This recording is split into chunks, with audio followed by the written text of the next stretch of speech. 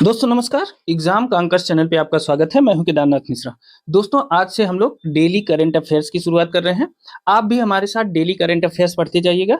देखिए जो अभी यूपी पीसीएस की परीक्षा हुई है उसमें करंट अफेयर्स के जो प्रश्न आए हैं वो बहुत बेतरतीब तरीके से आए हैं। उसके बारे में उतना अनुमान कोई नहीं लगा सकता, लेकिन जब हम लोग डेली करंट अफेयर्स पढ़ेंगे तो हमारे करंट अफेयर्स के प्रश्न तैयार रहेंगे। तत्काल जब परीक्षा की स्थिति बनेगी तो उस समय हमारे ऊपर प्रेशर नहीं रहेगा। आगामी असिस्टेंट प्रोफेसर भर्ती परीक्षा के लिए भी यह करंट अफेयर्स बहुत इंपॉर्टेंट है, इसलिए इस करंट अफेयर्स को बहुत ध्यान से देखिएगा। खासकर असिस्टेंट प्रोफेसर भर्ती परीक्षा के लिए इसी करंट अफेयर्स में 1 से 2 प्रश्न ऐसे महत्वपूर्ण हैं जिनके आने की संभावना बहुत अधिक है, ठीक है ना? क्योंकि परीक्षा अभी 16 व 17 फरवरी को है, तो अभी 1 महीने से ज़्यादा का समय है, इसलिए यहाँ से करंट अफेयर्स पूछे जाने की संभावना बहुत अधिक है, ठीक है ना?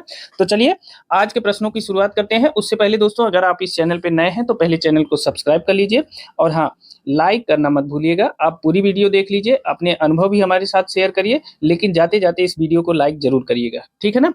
तो चलिए, अगर आपको इन तथ्यों की पीडीएफ चाहिए तो आप हमारा टेलीग्राम चैनल और व्हाट्सएप चैनल ज्वाइन कर लीजिए। वहाँ करंट अफेयर्स की यह पीडीएफ हम डाल देंगे, वहाँ से आप इसे डाउनलोड भी कर सकते हैं, ठीक है? तो चलिए वीडियो की शुरुआत करते हैं। तो देखिए आज का जो पहला करंट अफेयर्स है वह है हाल ही में। देखिए एक चीज और बता दूं मैं, यह करंट अफेयर्स 1 से 3 जनवरी तक का करंट अफेयर्स लेके मैं आया हूं, फिर 4, 5, 6 जनवरी का लेके आऊंगा, उसके बाद कंटिन्यू हो जाएगा फिर, ठीक है? फिर डेली का डेली लेके करंट अफेयर्स आएंगे। अभी थोड़ी व्यस्तता थी इसलिए रेगुलर नहीं कर पाए हैं, लेकिन अब इसे रेगुलर करेंगे। अभी आज 1, 2 और 3 जनवरी का करंट अफेयर्स है, फिर आगे 4, 5 और 6 जनवरी के बाद जो है रेगुलर करेंगे, ठीक है ना? चलिए आज का जो पहला करंट अफेयर्स है 1 जनवरी का है ये, ठीक है ना? तो 1 जनवरी का जो पहला करंट अफेयर्स है वह हाल ही में कागेद नृत्य महोत्सव कहाँ मनाया गया? तो देखिए कागेद नृत्य महोत्सव मनाया गया है सिक्किम में। यह वास्तव में यह एक बौद्ध त्योहार है, ठीक है ना? कागेद नृत्य महोत्सव क्या है? यह एक बौद्ध त्योहार है, ठीक है? और इसे सिक्किम में मनाया गया। अब इसके बारे में अगर और जानना चाहते हो तो यह तिब्बती कैलेंडर के अनुसार 10वें महीने में मनाया जाता है और 10वें महीने के 28वें या 29वें दिन मनाया जाता है। तो यह लगभग जो है दिसंबर के महीने में पड़ता है। तो सिर्फ इतना याद रखिए कि कागेद नृत्य महोत्सव कहाँ मनाया गया? तो सिक्किम में। यह एक बौद्ध त्योहार है और यह महोत्सव दिसंबर के महीने में मनाया जाता है, ठीक है ना? चलिए नेक्स्ट देखते हैं। हाल ही में किस आईआईटी ने दर्द रहित इंजेक्शन के लिए सुई रहित शॉक सिरिंज विकसित की है? अब देखिए इंजेक्शन से जो दर्द होता था उससे छुटकारा के लिए सुई रहित शॉक सिरिंज विकसित किया है आईआईटी बॉम्बे ने। अब देखिए सुई रहित शॉक सिरिंज क्या है? इसमें क्या है, दवाओं को पहुंचाने के लिए सुइयों के बजाय शॉक वेव्स का प्रयोग किया जाता है। किसका? शॉक वेव्स का प्रयोग इसमें किया जाता है। और ये शॉक वेव्स क्या होती हैं? यह उच्च ऊर्जा दबाव तरंगे होती हैं। क्या होती हैं? यह उच्च ऊर्जा दबाव तरंगे होती हैं, ठीक है? इनके माध्यम से शरीर में दवाओं को पहुंचाया जाता है और ये शॉक वेव्स जो है ध्वनि की गति से तेज गति से चलती हैं, ठीक है ना? ये शॉक वेव्स क्या होती हैं? ये ध्वनि की गति से तेज गति से चलती हैं, ठीक है? तो इसे याद रखिएगा। हो सकता है शॉक वेव्स के बारे में अगर पूछे तो यह भी पूछ ले कि शॉक वेव्स की स्पीड क्या होती है? तो यह ध्वनि की गति से तेज चलती हैं, इससे अंदर जाने की संभावना नहीं है, ठीक है ना? तो आईआईटी किस आईआईटी ने दर्द रहित इंजेक्शन के लिए सुई रहित शॉक सिरिंज विकसित की? तो आईआईटी बॉम्बे ने, ठीक है? अगला देखते हैं। तीसरा करंट अफेयर्स है भारतीय सेना में ने कहां पर पैगोंग झील, देखिए पैगोंग झील के बारे में जानते रहिएगा। भारतीय सेना ने कहां पर पैगोंग झील के किनारे 14,300 फीट की ऊंचाई पर छत्रपति शिवाजी महाराज की प्रतिमा का अनावरण किया है? तो देखिए भारतीय सेना ने लद्दाख में, पैगांग झील कहां है? लद्दाख में स्थित है, इसे भी याद रखिएगा।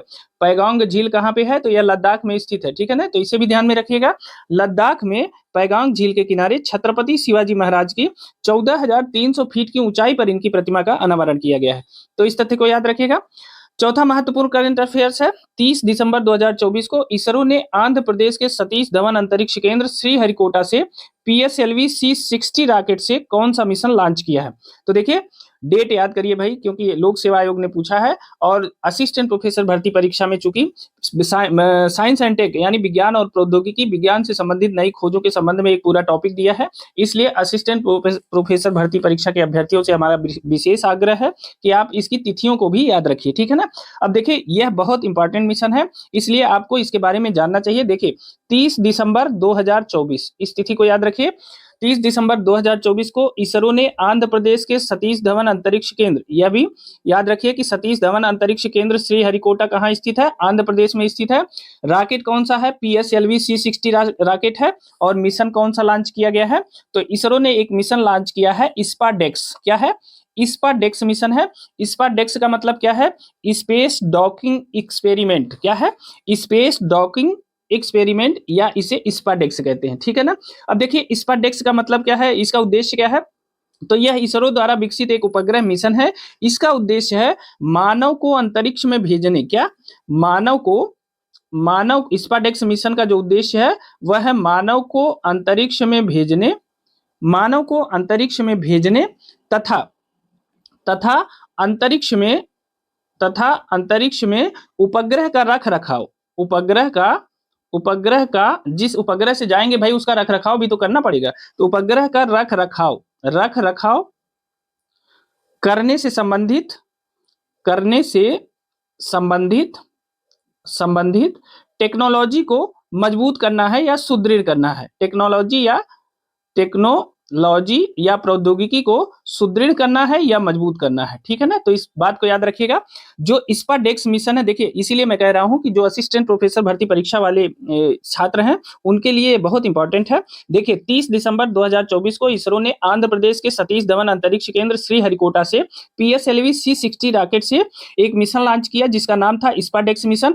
स्पाडेक्स का फुल फॉर्म, देखिए आपको फुल फॉर्म भी जानना चाहिए, स्पेस डॉकिंग एक्सपेरिमेंट, इसे याद रखिएगा, स्पेस डॉकिंग एक्सपेरिमेंट, यह जो है स्पाडेक्स मिशन का फुल फॉर्म है। और इस स्पाडेक्स जो मिशन है इसका उद्देश्य क्या है, मानव को अंतरिक्ष में भेजने तथा अंतरिक्ष में उपग्रह का रख रखाव करने से जो संबंधित टेक्नोलॉजी है उसको मजबूत करना या सुदृढ़ करना, ठीक है। अब पूरी बात आपको समझ में आ गई होगी। चूंकि भारत जल्द ही मानव युक्त अंतरिक्ष मिशन शुरू करने वाला है, इसलिए हर उस छोटी से छोटी चीजों का परीक्षण किया जा रहा है जिसकी आवश्यकता उस दौरान पड़ेगी, ठीक है। तो अगर कोई भी यहाँ से हमारे साइंटिस्ट अंतरिक्ष यात्री यहाँ से अंतरिक्ष में जाएंगे तो जिस सैटेलाइट से जाएंगे, जिस उपग्रह से जाएंगे, उसका रखरखाव कैसे होगा जब तक वो वहां तक रहेंगे, तो इसी को क्लियर करने के लिए, इसी को टेक्नोलॉजी को डेवलप करने के लिए, उसका परीक्षण करने के लिए स्पाडेक्स मिशन लॉन्च किया गया है, ठीक है ना।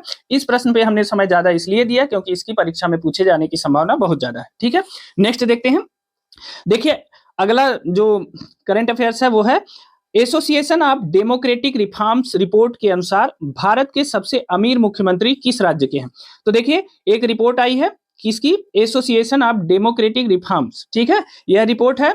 इसके अनुसार भारत के जो सबसे अमीर मुख्यमंत्री हैं वह आंध्र प्रदेश के चंद्रबाबू नायडू हैं। अब आप सोच रहे होंगे कितना पैसा हो गया है इनके पास, तो इनकी जो कुल संपत्ति है वह 931 करोड़ रुपए है जो इन्होंने दिखाया है, ठीक है ना।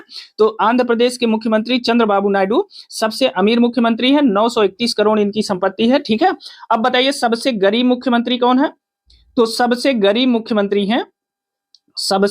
मुख्यमंत्री कौन है, तो वह है ममता बनर्जी, ठीक है, सुश्री ममता बनर्जी हैं। यह पश्चिम बंगाल की मुख्यमंत्री हैं और इनके पास केवल जितना इन्होंने बताया है 15,38,000 रुपए बस हैं, ठीक है ना।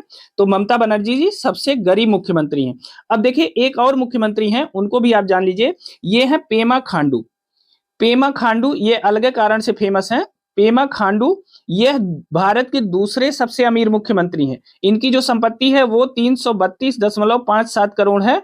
यह सेकंड नंबर पे है अमीरी के मामले में, लेकिन मैंने इनका नाम इसलिए लिया है क्योंकि इनके ऊपर 180 करोड़ रुपए का कर्जा भी है, 180.28 करोड़ रुपए का इनके ऊपर कर्जा भी है, इसलिए मैंने इनका नाम लिया। यह भारत के दूसरे सबसे अमीर मुख्यमंत्री हैं, लेकिन इनके ऊपर कर्ज भी है 180 करोड़ रुपए का, ठीक है ना, तो इसे याद रखिएगा। अगला देखते हैं, आज का छठा करंट अफेयर्स है, कौन सा देश 2025 में वेब्स का फुल फॉर्म क्या है, खासकर असिस्टेंट प्रोफेसर वाले स्टूडेंट हमेशा फुल फॉर्म पे ध्यान रखिए। वेब्स है world audio visual entertainment summit, क्या है, वेब्स का फुल फॉर्म क्या है, world audio visual entertainment summit. इसकी मेजबानी कौन सा देश कर रहा है, तो भारत करेगा, ठीक है। वर्ष 2025 में WAVES world audio visual entertainment summit की मेजबानी कौन सा देश करेगा, भारत करेगा। नेक्स्ट देखते हैं, देखिए सातवां करंट अफेयर्स है, ब्रिटिश मीडिया द्वारा जारी द इंडिपेंडेंट ने 21वीं सदी के 60 बेस्ट एक्टर्स की सूची में एकमात्र भारतीय कौन है। देखिए ब्रिटिश मीडिया द्वारा जारी ब्रिटिश मीडिया कौन सी है? द इंडिपेंडेंट ने इसकी 21वीं सदी के 60 बेस्ट एक्टर, मतलब पूरी 21वीं सदी के अभी तक के 60 बेस्ट एक्टर्स की सूची में एकमात्र भारतीय को शामिल किया गया। बताइए, सबसे बड़ी बात यह है, देखिए प्रश्न को पकड़ा कैसे जाता है। एक तो पूरी सदी की बात है, 21वीं सदी की है, दुनिया भर के 60 बेस्ट एक्टर्स हैं और उसमें एकमात्र भारतीय शामिल है, तो वह कौन एक्टर्स हैं? इरफान खान। ठीक है, तो इन्हें याद रखिएगा। इरफान खान जी को 21वीं सदी के 60 सबसे बेस्ट एक्टर्स की सूची में शामिल किया गया है और यह भारत की तरफ से शामिल होने वाले एकमात्र भारतीय कलाकार हैं, फिल्म एक्टर हैं। ठीक है ना। 8वां प्रश्न देख लेते हैं। देखिए, किस देश ने अपना पहला टाइप 076 उभयचर आक्रमण जहाज लॉन्च किया है? उभयचर का मतलब क्या होता है? जो जलचर भी हो और थलचर भी हो, ठीक है, उसे क्या कहते हैं? उभयचर। जो जल और वह थल, जो जलचर हो और थलचर हो तो उसे क्या कहते हैं? उभयचर कहते हैं। तो किस देश ने अपना पहला टाइप 076 आक्रमण जहाज लॉन्च किया है? तो वह देश है चाइना। ठीक है ना, तो इसे याद रखिएगा। अगला देखते हैं। देखिए, 9वां पॉइंट है, हाल ही में केंद्रीय प्रत्यक्ष कर बोर्ड ने विवाद से विश्वास योजना की नई समय सीमा कब तक बढ़ा दी है? क्या है? विवाद से विश्वास योजना की नई समय सीमा कब तक बढ़ा दी है? तो 31 जनवरी 2025 तक विवाद से विश्वास योजना की नई समय सीमा बढ़ा दी गई है। देखिए, इस प्रश्न को पूछा कैसे जाता है कि विवाद से विश्वास योजना किससे संबंधित है? तो देखिए, यह प्रत्यक्ष कर से संबंधित है, क्योंकि विकल्प में देता है अप्रत्यक्ष कर, प्रत्यक्ष कर या 2 विकल्प और दे देगा, लेकिन विवाद से विश्वास योजना का जो संबंध है वह प्रत्यक्ष करों से है। प्रत्यक्ष करों में जो किसी को कोई समस्या हो उसके समाधान के लिए योजना लाई गई है और यह जो है इसकी अंतिम तिथि को बढ़ा के 31 जनवरी 2025 कर दिया गया है। इसे याद रखिएगा। ठीक है, 10वां पॉइंट देखते हैं। देखिए, समुद्र पर भारत के पहले glass bridge boasting arch bridge का उद्घाटन कहां पर किया गया है? तो देखिए, समुद्र पर भारत के पहले glass bridge boasting arch bridge उसका नाम है, उसका उद्घाटन कहां किया गया है? तो तमिलनाडु में। ठीक है ना। भारत का पहला समुद्र पर भारत का पहला ग्लास ब्रिज है। ठीक है ना, इसे याद रखिएगा। समुद्र पर भारत का पहला ग्लास ब्रिज है जिसका नाम है बोस्टिंग आर्क ब्रिज। इसका उद्घाटन कहां पर किया गया है? तमिलनाडु में किया गया है। ठीक है ना, तो इसे याद रखिएगा। समुद्र पर भारत का पहला ग्लास ब्रिज जिसका नाम है बोस्टिंग आर्क ब्रिज, इसका उद्घाटन किया गया है तमिलनाडु में। ठीक है ना। 11वां पॉइंट देख लेते हैं। देखिए, कौन सा देश 2023-24 में अब तक का सर्वाधिक कोयला उत्पादक देश बन गया है? तो यह है भारत। 2023-24 में अब तक का सर्वाधिक कोयला उत्पादक देश कौन सा बना है? भारत बन गया है। यह इंपॉर्टेंट फैक्ट है। और देखिए, सन जरूर याद रखिएगा, वर्ष है 2023-24 और इसमें सर्वाधिक कोयला उत्पादक देश बना है भारत। ठीक है। 12वां पॉइंट देखते हैं। हाल ही में दुनिया की सबसे तेज 400 किलोमीटर घंटा वाली हाई स्पीड ट्रेन का प्रोटोटाइप CR 450 किसने लॉन्च किया है? तो चाइना ने। ये सब काम चाइना ही करता है। हाल ही में दुनिया की सबसे तेज 400 किलोमीटर घंटा वाली, कितनी? 400 किलोमीटर प्रति घंटा वाली हाई स्पीड ट्रेन का प्रोटोटाइप CR 450 किसने लॉन्च किया है? तो चीन ने लॉन्च किया है। प्रोटोटाइप का क्या मतलब होता है? प्रोटोटाइप का मतलब होता है कि अभी यह शुरुआत है, परीक्षण के लिए इसका निर्माण किया गया है। ठीक है ना, इसे कहते हैं प्रोटोटाइप, इसलिए घबराने की जरूरत नहीं है। प्रोटोटाइप का मतलब होता है कि परीक्षण के लिए अभी इसका परीक्षण इस पर जारी है, परीक्षण के लिए इसका निर्माण किया गया है। ठीक है, तो चाइना ने इसे लॉन्च किया है। चलिए नेक्स्ट देखते हैं। 13वां पॉइंट है, किस देश के न्यायालय ने मार्शल लॉ लगाने के मामले में राष्ट्रपति को गिरफ्तार करने की मंजूरी दी है? तो देखिए, दक्षिण कोरियाई न्यायालय ने मार्शल लॉ लगाने के लिए राष्ट्रपति को गिरफ्तार करने की मंजूरी दे दी है। और वह राष्ट्रपति कौन है जिन्हें गिरफ्तार करने की मंजूरी मिली है? उनका नाम है यून सुक योल। आप ऐसे ही याद रखिएगा, यून सुक योल। ये जो है दक्षिण कोरिया के राष्ट्रपति हैं और इन्हें मार्शल लॉ लगाने के अपराध में न्यायालय ने गिरफ्तार करने की मंजूरी दी है। ठीक है ना। चलिए 14वां पॉइंट देखते हैं। देखिए, जिनी नहीं है, ये जिमी कार्टर है। ठीक है ना, क्या है? जिमी कार्टर किस देश के पूर्व राष्ट्रपति थे जिनका हाल ही में निधन हो गया है? तो देखिए, जिमी कार्टर थे USA यानी अमेरिका के राष्ट्रपति। ठीक है ना, और ये अमेरिका के 39वें राष्ट्रपति थे। कौन थे राष्ट्रपति? 39वें राष्ट्रपति थे। ये 1976 से 1980 तक राष्ट्रपति रहे। ठीक है, अब आप सोच रहे होंगे हम इनके बारे में इतना क्यों बता रहे हैं, अभी आगे पता चलेगा। देखिए, जिमी कार्टर USA के 39वें राष्ट्रपति थे। 1976 से 1980 तक ये राष्ट्रपति रहे।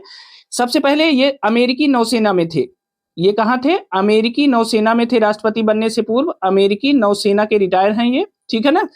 उसके बाद जॉर्जिया के ये सेनेटर रहे। कहाँ के? जॉर्जिया के सेनेटर रहे, ठीक है। और जॉर्जिया के ही ये गवर्नर रहे। कहाँ के? जॉर्जिया के ही गवर्नर रहे, ठीक है ना। और सबसे इंपॉर्टेंट बात जिसके लिए मैं बता रहा हूं, यह जो है 2002 में इन्हें नोबेल का शांति पुरस्कार दिया गया। क्यों? 2002 में इन्हें नोबेल शांति पुरस्कार से सम्मानित किया गया। नोबेल शांति पुरस्कार से सम्मानित किया गया, इसीलिए इनके बारे में मैं इतनी चर्चा कर रहा था। 2002 में इन्हें नोबेल शांति पुरस्कार से सम्मानित किया गया। हाल ही में इनका निधन हो गया है 29 दिसंबर 2024 को। 29 दिसंबर 2024 को इनका निधन हो गया है। तो इनके बारे में इतनी चीजें याद रखिएगा। इन्हें 2002 में नोबेल शांति पुरस्कार दिया गया है और यह अमेरिका के 39वें राष्ट्रपति थे, ठीक है ना। चलिए 15वां पॉइंट देख लेते हैं। 7 महाद्वीपों की सबसे ऊंची चोटियों पर चढ़ाई करने वाली दुनिया की सबसे कम उम्र की महिला पर्वतारोही कौन सी बन गई हैं? तो यह बनी है काम्या कार्तिकेयन और यह महाराष्ट्र की रहने वाली है, ठीक है ना। 7 महाद्वीपों की सबसे ऊंची चोटियों पर चढ़ाई करने वाली दुनिया की सबसे कम उम्र की महिला पर्वतारोही है काम्या कार्तिकेयन, महाराष्ट्र की रहने वाली है, ठीक है ना। चलिए 16वां पॉइंट देखते हैं। भाषा संबंधी बाधाओं को दूर करने के लिए स्वार प्लेटफॉर्म किसने लॉन्च किया है? देखिए स्वार का संबंध किससे है? भाषा संबंधी बाधाओं को दूर करने के लिए यह प्लेटफॉर्म लॉन्च किया है गुजरात ने।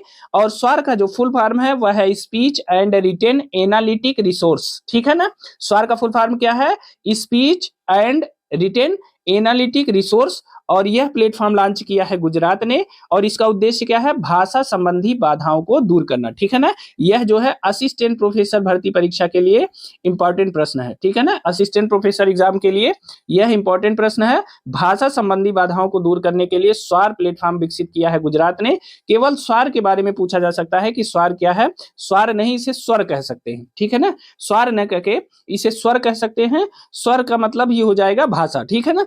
तो Swar speech and written analytic resource इसका फुल फॉर्म है स्वर का, ठीक है। तो इसे याद रखिएगा। नेक्स्ट देखते हैं 17वां पॉइंट है। हाल ही में लक्ष्य सेन ने पहले king cup international badminton open 2024 में कौन सा पदक जीता है? तो पहला king cup international badminton open 2024 में लक्ष्य सेन ने कौन सा पदक जीता है? तो कांस्य पदक जीता है, ठीक है ना। तो देखिए king cup international badminton open 2024 का आयोजन कहाँ किया गया? तो यह किया गया शेनझेन चीन में। कहाँ? शेनझेन चीन में इसका आयोजन किया गया, ठीक है ना। तो लक्ष्य सेन ने अपना पहला king cup international badminton open 2024 में कांस्य पदक जीता है, पहला पदक जीता है इन्होंने, ठीक है ना। नेक्स्ट देखते हैं 18वां पॉइंट है। 1 जनवरी 2025 से भारत के किस शहर में भीख देना अपराध हो गया है? तो वह है इंदौर में, ठीक है ना। इंदौर में भीख देना अपराध हो गया है, बहुत अच्छी पहल है, ठीक है। मध्य प्रदेश के इंदौर में किसी को भी भीख देना अपराध हो गया है और यह बहुत इंपॉर्टेंट पॉइंट है, इसे याद रखिएगा। इस देश का एक राज्य ऐसा भी है जहां के एक जिले में जो है, एक शहर में भीख देना अपराध हो गया है और वह शहर है इंदौर, ठीक है ना। मध्य प्रदेश में स्थित है। इंदौर कहाँ स्थित है? मध्य प्रदेश में स्थित है, ठीक है ना। तो इंदौर में 1 जनवरी 2025 से भीख देना अपराध हो गया है, ठीक है। चलिए अब 1 जनवरी के करंट अफेयर्स समाप्त हो गए हैं। अब 2 जनवरी के करंट अफेयर्स देख लेते हैं। लेकिन उसके पहले दोस्तों आप इस वीडियो को अपने दोस्तों के साथ भी शेयर कर लीजिए और यह वीडियो आपको कैसी लगी हमें कमेंट करके जरूर बताइएगा। साथ ही अगर आपको इस मतलब इन तथ्यों की पीडीएफ चाहिए तो आप हमारा टेलीग्राम चैनल और व्हाट्सएप चैनल ज्वाइन कर लीजिए, ठीक है। और दोस्तों इस वीडियो को लाइक जरूर करिएगा। तो चलिए 2 जनवरी के जो महत्वपूर्ण करंट अफेयर्स के प्रश्न है उनको देख लेते हैं। तो चलिए पहला पॉइंट देख लेते हैं। पश्चिम बंगाल ने 48वीं संतोष ट्रॉफी 2024-25 जीत ली है। इसका संबंध किस खेल से है? तो देखिए संतोष ट्रॉफी का जो संबंध है उसका संबंध है फुटबॉल से, ठीक है ना। संतोष ट्रॉफी का संबंध किससे है? फुटबॉल से है। और इस बार 2024-25 की संतोष ट्रॉफी किसने जीता है? पश्चिम बंगाल ने, ठीक है। अगला देखते हैं। एनिमल एक्सचेंज प्रोग्राम के तहत मध्य प्रदेश से 15 बाघों को किन राज्यों में भेजा गया है? तो देखिए एनिमल एक्सचेंज प्रोग्राम के तहत मध्य प्रदेश के 15 बाघों को उड़ीसा, राजस्थान और छत्तीसगढ़ में भेजा गया है, ठीक है ना। अगला देखते हैं। तीसरा पॉइंट है। हाल ही में हाल ही में 18वां हाथी एवं पर्यटन महोत्सव का आयोजन किस देश में किया गया है? तो देखिए 18वें हाथी एवं पर्यटन महोत्सव का आयोजन किया गया है नेपाल में, और नेपाल के चितवन नेशनल पार्क में। ठीक है, तो अगर आपसे पूछा जाए चितवन नेशनल पार्क कहाँ स्थित है, तो नेपाल में स्थित है, और यहाँ पर 18वां हाथी एवं पर्यटन महोत्सव का आयोजन किया गया है। ठीक है, अगला देखते हैं, चौथा पॉइंट है मिशन 425 यानी मिशन 425 के तहत जासूसी उपग्रह, कौन सा जासूसी उपग्रह किस देश ने प्रक्षेपित किया है, तो दक्षिण कोरिया ने। मिशन 425 के तहत जासूसी उपग्रह प्रक्षेपित करने वाला देश है दक्षिण कोरिया, इसे भी याद रखिएगा।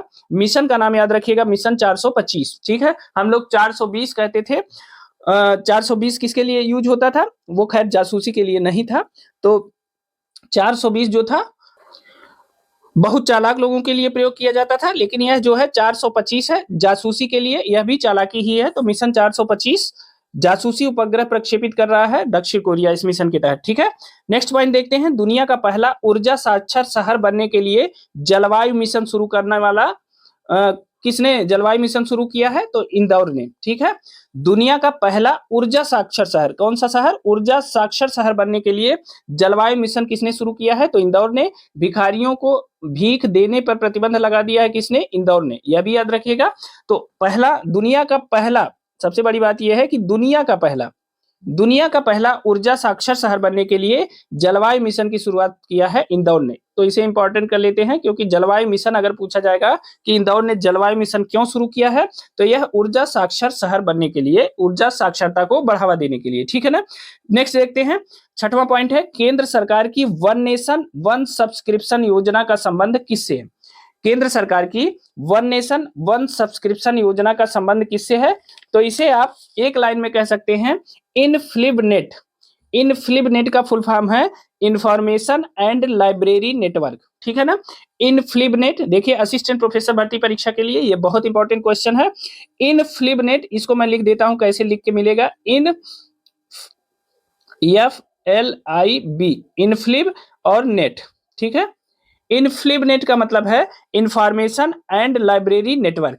इनफ्लिबनेट केंद्र सरकार की वन नेशन वन सब्सक्रिप्शन योजना का संबंध है इनफ्लिबनेट से, यानी इंफॉर्मेशन एंड लाइब्रेरी नेटवर्क से, और यह यूजीसी के अंतर्गत आता है, यह भी इंपॉर्टेंट है।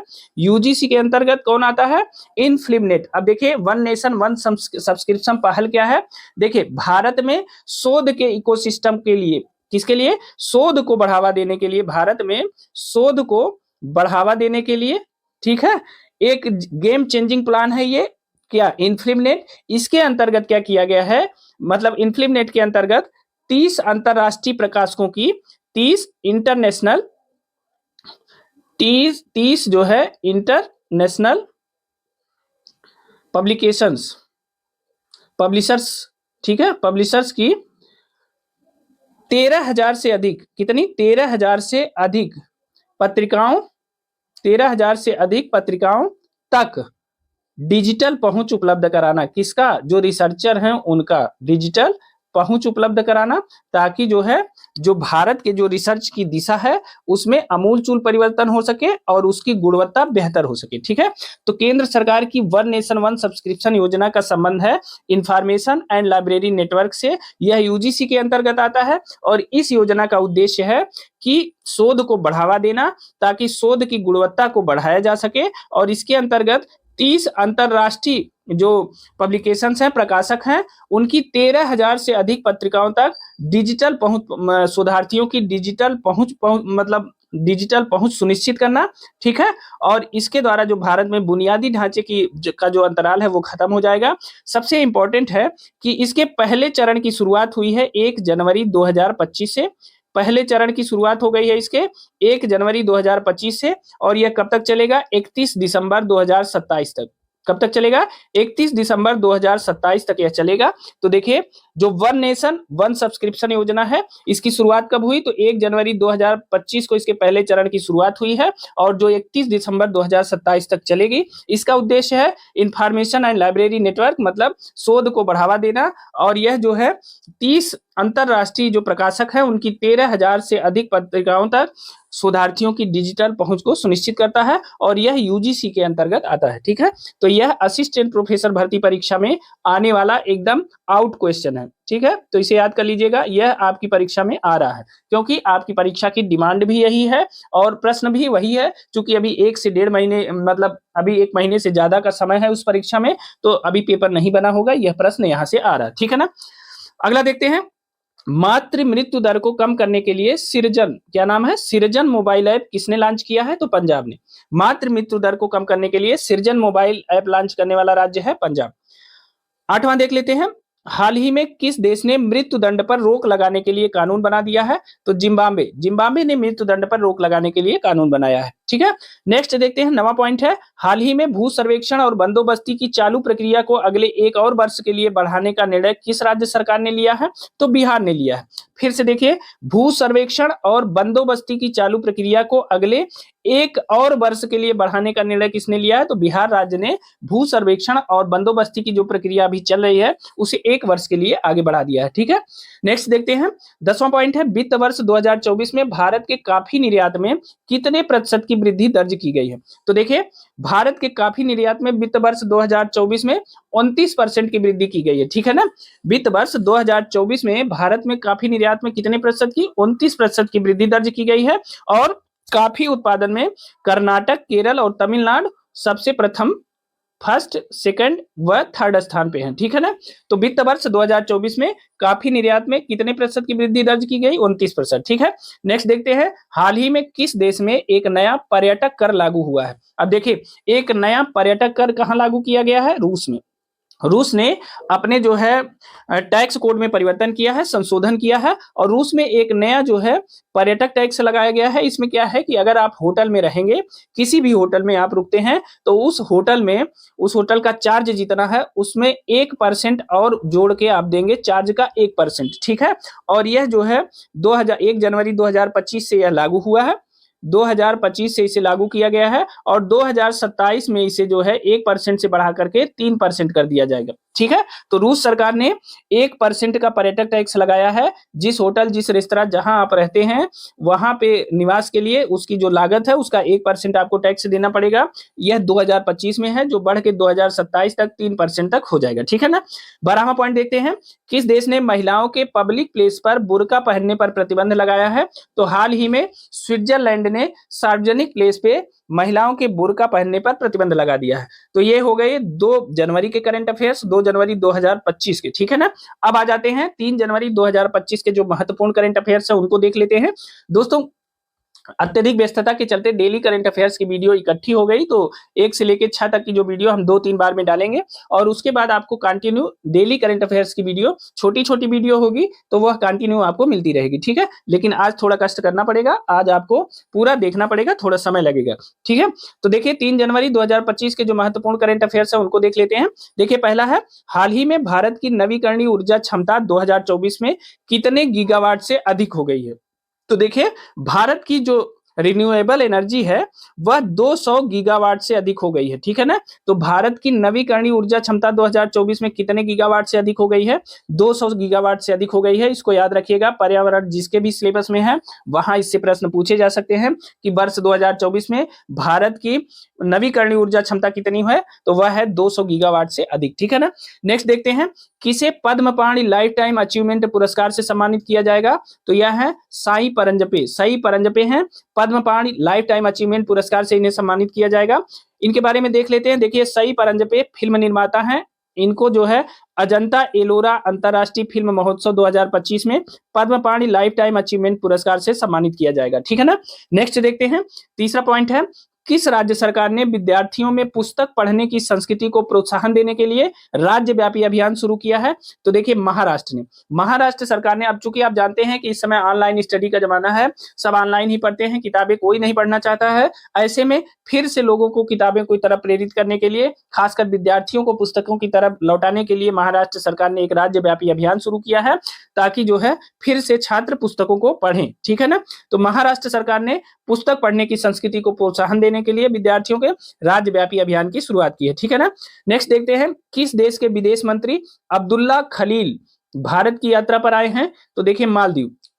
मालदीव एक बार थोड़ा सा विरोध किया, मोदी जी जरा सा समुद्र के किनारे क्या बैठ गए। अब एक एक आदमी भाग भाग के रोज भारत ही आ रहा है। उसी क्रम में अब्दुल्ला खलील अभी भारत आए थे, भारत की यात्रा पर आए थे। केवल एक दिन मोदी जी के समुद्र के तट पर बैठने से पूरा मालदीव जो है डूबने की स्थिति में आ गया है, ठीक है ना। तो अब्दुल्ला खलील अभी हाल ही में भारत की यात्रा पर आए थे, यह मालदीव के विदेश मंत्री थे। नेक्स्ट देखते हैं, आरिफ मोहम्मद खान ने किस राज्य के 42वें राज्यपाल के रूप में शपथ ली? तो वह है बिहार राज्य। अभी हाल ही में पांच राज्यों के गवर्नर बदले गए हैं, उनमें एक आरिफ मोहम्मद खान भी हैं और इन्होंने बिहार के 42वें राज्यपाल के रूप में शपथ ली है। अगर आपसे पूछा जाए कि आरिफ मोहम्मद खान इससे पहले किस राज्य के राज्यपाल थे, तो वह थे केरल के राज्यपाल। केरल से चल करके ये इस समय बिहार के राज्यपाल नियुक्त हो गए हैं और बिहार के ये 42वें राज्यपाल के रूप में शपथ ले चुके हैं, ठीक है ना। अगला देखते हैं, हाल ही में जम्मू कश्मीर और लद्दाख युगों के माध्यम से पुस्तक का विमोचन किसने किया? देखिए पुस्तक का नाम क्या है, जम्मू कश्मीर और लद्दाख युगों के माध्यम से। इस पुस्तक का विमोचन किसने किया है? तो यह केंद्रीय गृह एवं सहकारिता मंत्री अमित शाह ने इसका विमोचन किया है, ठीक है ना। अब देखिए इसको कहते हैं, देखिए जम्मू कश्मीर और लद्दाख, ठीक है। अब इस पुस्तक का मैं पूरा नाम लिख देता हूं, क्या पता पूछ लिया जाए। जम्मू कश्मीर और लद्दाख, जम्मू कश्मीर और Ladakh through the ages, through the ages, ठीक है, ages a visual narrative, a visual, ये विजुअल नरेटिव ऑफ, नरेटिव, ये विजुअल नरेटिव ऑफ, ये विजुअल नरेटिव ऑफ कॉन्टिन्यूटीज, क्या है, continuities and, continuities and linkages, linkages, ठीक है। तो इस पुस्तक में जो जम्मू कश्मीर में तमाम नैरेटिव गढ़ा गया था उसको ध्वस्त करते हुए जो जम्मू कश्मीर का वास्तविक इतिहास है उसके बारे में बताने का प्रयास किया गया है। और इस पुस्तक के संपादक कौन है? तो इस पुस्तक, यह भी बहुत महत्वपूर्ण है, इस पुस्तक के जो संपादक हैं, संपादक कौन है? इस पुस्तक के संपादक हैं प्रोफेसर रघुवेंद्र तंवर। कौन है? प्रोफेसर रघुवेंद्र, प्रोफेसर रघुवेंद्र तंवर हैं इस पुस्तक के संस्थापक। और यह जो है भारतीय इतिहास अनुसंधान परिषद के अध्यक्ष हैं वर्तमान में।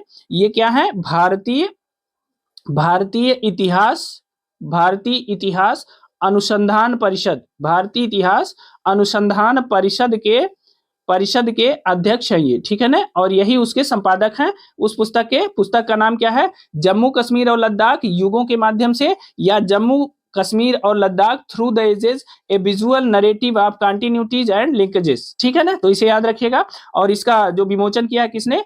अमित शाह जी ने किया है, ठीक है ना। सातवां पॉइंट देखते हैं, किस देश के उप विदेश मंत्री माजिद तख्त रवांची भारत की 2 दिवसीय यात्रा पर आए हैं? तो वह है ईरान। ईरान के उप विदेश मंत्री हैं माजिद तख्त रवांची और यह भारत की 2 दिवसीय विदेश यात्रा पर आए हैं। देखिए इन्हें पढ़ने के पीछे उद्देश्य यह है, क्योंकि भारत और इजराइल 2 दोस्त देश हैं, ऐसे में इजराइल के साथ ईरान के संबंध इस समय बहुत तनावपूर्ण है और इस समय में ईरान के उप विदेश मंत्री का भारत आना कुछ न कुछ संदेश देता ही है। तो इसलिए ईरान के उप विदेश मंत्री के बारे में आपको भी जानना आवश्यक है, ठीक है ना। तो यह आवश्यक है जानना, यह उसके पीछे की स्टोरी है। चूंकि भारत और इजराइल अच्छे मित्र हैं, ऐसे में ईरान का उप विदेश मंत्री अगर भारत आया है तो कहीं कुछ ना कुछ गड़बड़ झाला है, ठीक है ना। तो इसे याद रखिएगा। नेक्स्ट देखते हैं, हाल ही में जारी आईसीसी की ताजा टेस्ट रैंकिंग में किस भारतीय गेंदबाज को प्रथम स्थान मिला है? तो देखिए जसप्रीत बुमराह को मिला है। आईसीसी की ताजा टेस्ट रैंकिंग में किस भारतीय को प्रथम स्थान मिला है? तो जसप्रीत बुमराह को मिला है, ठीक है ना। जसप्रीत बुमराह को आईसीसी की ताजा टेस्ट रैंकिंग में प्रथम स्थान मिला है, ठीक है ना। नेक्स्ट देखते हैं, किस देश ने में बाल विवाह समाप्त करने के लिए अभियान शुरू किया गया है? तो देखिए नेपाल। नेपाल में बाल विवाह को समाप्त करने के लिए एक अभियान शुरू किया गया है, यह भी इंपॉर्टेंट है। किस देश में बाल विवाह को समाप्त करने के लिए एक अभियान की शुरुआत की गई है? तो वह है नेपाल। नेक्स्ट देखते हैं 10वां, युवा कार्यक्रम और खेल मंत्रालय ने 2025 के लिए खेल रत्न पुरस्कार विजेताओं की आधिकारिक घोषणा कर दी है। और यह प्रतिष्ठित पुरस्कार कितने खिलाड़ियों को प्रदान किया जाएगा? तो देखिए युवा कार्यक्रम और खेल मंत्रालय, याद रखिएगा, युवा कार्यक्रम और खेल मंत्रालय ने 2025 के लिए खेल रत्न पुरस्कार, अगर आपसे कोई पूछे खेल रत्न पुरस्कार की घोषणा कौन सा मंत्रालय करता है, तो यह युवा कार्यक्रम और खेल मंत्रालय करता है। और खेल रत्न पुरस्कार के विजेताओं की जो आधिकारिक घोषणा है वो कर दी गई है। और इस बार यह 4 खिलाड़ियों को प्रदान किया जाएगा। अब इन 4 खिलाड़ियों के नाम जान लेते हैं। देखिए, गुकेश डी हैं शतरंज के, हरमनप्रीत सिंह हैं हॉकी के, प्रवीण कुमार हैं पैरा एथलेटिक्स के और मनु भाकर हैं निशानेबाजी के। ठीक है, क्रिकेट का कोई इसमें खिलाड़ी शामिल नहीं है। ठीक है ना, तो गुकेश डी शतरंज के खिलाड़ी हैं, हरमनप्रीत सिंह हॉकी के हैं, प्रवीण कुमार हैं पैरा एथलेटिक्स के खिलाड़ी और मनु भाकर हैं निशानेबाजी के खिलाड़ी। इन्हें याद रखिएगा, इन्हें इस बार खेल रत्न पुरस्कार से सम्मानित किया जाएगा। ठीक है, इन्हें याद रखिएगा। चलिए नेक्स्ट देखते हैं। 11वां है, इसरो ने किस रॉकेट से अपना 100वां मिशन लॉन्च किया? तो इसरो ने अपना 100वां मिशन लॉन्च कर दिया है और उस रॉकेट का नाम है GSLV F-15 NVS-02। इसरो के 100वें मिशन के लिए जो रॉकेट का इस्तेमाल किया गया है वह है GSLV F-15 NVS-02। ठीक है ना, तो यह असिस्टेंट प्रोफेसर भर्ती परीक्षा में चूंकि साइंस एंड टेक दिया गया है अलग से, तो उनके लिए यह जानना जरूरी है कि इसरो का 100वां मिशन जो है वो किस रॉकेट से पूरा किया गया। तो GSLV F-15 NVS-02 रॉकेट से किया गया। ठीक है ना, नेक्स्ट देखते हैं। भूमध्य सागर में स्थापित होने वाली KM3 नेट दूरबीन परियोजना का संबंध किससे है? तो देखिए, KM3 नेट दूरबीन परियोजना जो है इसका संबंध है न्यूट्रिनो के अध्ययन के लिए। ठीक है ना, अब देखिए, अब असिस्टेंट प्रोफेसर भर्ती परीक्षा में ये फुल फॉर्म पूछा जाएगा क्योंकि वहां साइंस टेक भी सिलेबस में दिया है। तो KM3 नेट का फुल फॉर्म क्या है यह बताइए। KM3 नेट, अब देखिए मैं इसका फुल फॉर्म बता देता हूं। KM3 नेट, KM3 नेट का जो फुल फॉर्म है क्यूबिक, क्या है? Cubic kilometre neutrino, cubic kilometre neutrino telescope, cubic kilometre neutrino telescope. ठीक है, अब देखिए, भूमध्य सागर में जो KM3 नेट दूरबीन परियोजना है उसका संबंध है न्यूट्रिनो के अध्ययन के लिए। अब KM3 नेट का जो फुल फॉर्म है वह है क्यूबिक किलोमीटर न्यूट्रिनो टेलीस्कोप। देखिए, मैं चीजों को 3-4 बार इसलिए दोहरा देता हूं कि आपके दिमाग में घुस जाए ये बातें। ठीक है ना, आसानी से चीजें याद नहीं होती, इसलिए मैं 2-3 बार हटा देता हूं।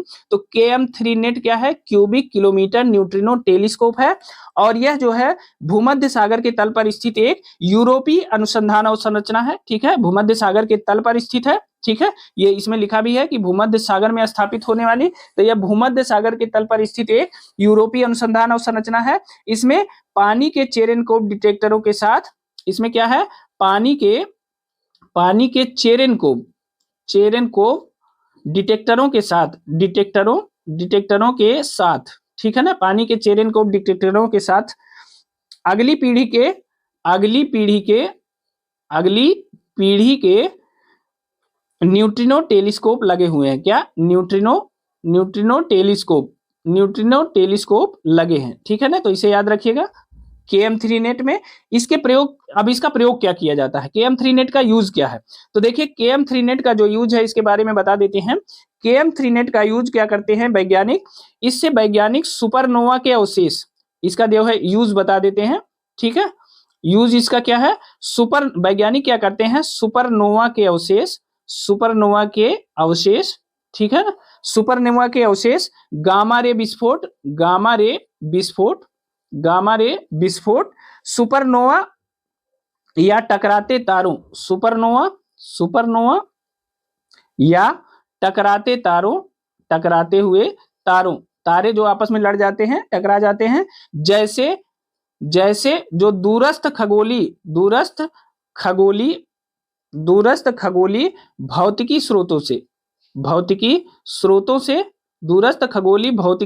से न्यूट्रिनो की खोज करते हैं। किसकी? न्यूट्रिनो की खोज करते हैं। ठीक है ना, तो देखिए, क्यूबिक किलोमीटर न्यूट्रिनो टेलीस्कोप यानी KM3 नेट जो है, यह जो है पानी के यह क्या है? भूमध्य सागर के तल पर स्थित है और इसमें पानी के चेरेनकोव डिटेक्टरों के साथ अगली पीढ़ी के न्यूट्रिनो टेलीस्कोप लगे हुए हैं। और इसका यूज क्या है?